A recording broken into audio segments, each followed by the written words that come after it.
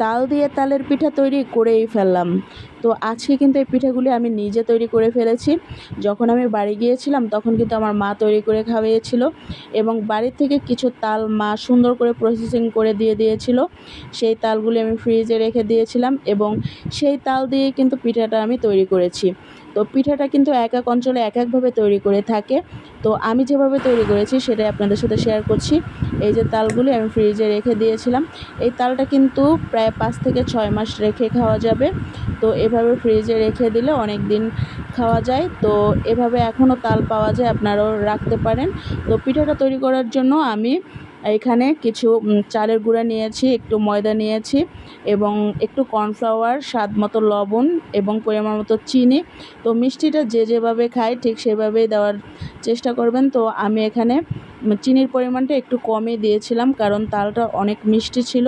তো এভাবে সব উপকরণগুলি দিয়ে খুব ভালো করে কিন্তু এটা মাখাতে হবে এবং এর ভিতরে যে চিনিগুলি বা যে জিনিসগুলি আছে এগুলি কিন্তু খুব সুন্দর করে মাখিয়ে কিছু সময়ের জন্য এটা রেখে দিতে হবে।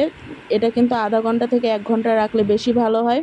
তো এখন আমি এই তালের বড়া তৈরি করার জন্য নামিয়ে রেখেছি। এখন আমি কড়াইয়ের ভিতরে সেই তেলের ভিতরে বড়াগুলি ছোট ছোট করে দিয়ে দিচ্ছি। তো এভাবে কিন্তু আমি সব বড়াগুলি ভেজে নেব। তো এক এক অঞ্চলে কিন্তু একটু ভিন্ন রকমভাবেও তৈরি করে, কলা পাতায় তৈরি করে এবং বিভিন্ন ডিজাইন করে তৈরি করে।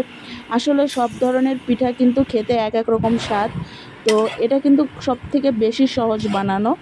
তো এই যে দেখুন আমি একদম সুন্দর ব্রাউন কালার করে ভেজে নিয়েছি, কিন্তু তালের পিঠার থেকে সুন্দর একটা স্মেল আসে এবং এর কালারটা দেখতেও কিন্তু অনেক সুন্দর।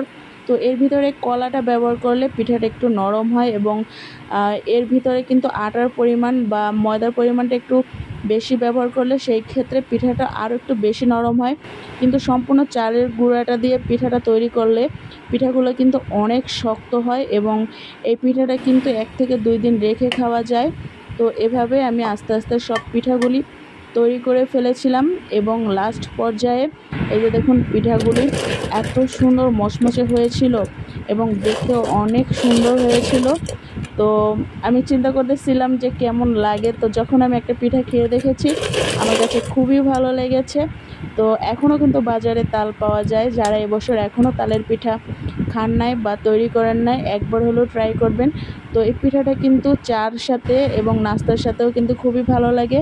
এটা কিন্তু একদিন রেখে পরের দিন খেতে কিন্তু বেশি ভালো লাগে আমার কাছে, জানি না আপনাদের কাছে কেমন লাগে। তো আমি যেভাবে তৈরি করেছি সেটাই আপনাদের সাথে শেয়ার করেছি। তো ভালো থাকবেন সবাই, সুস্থ থাকবেন।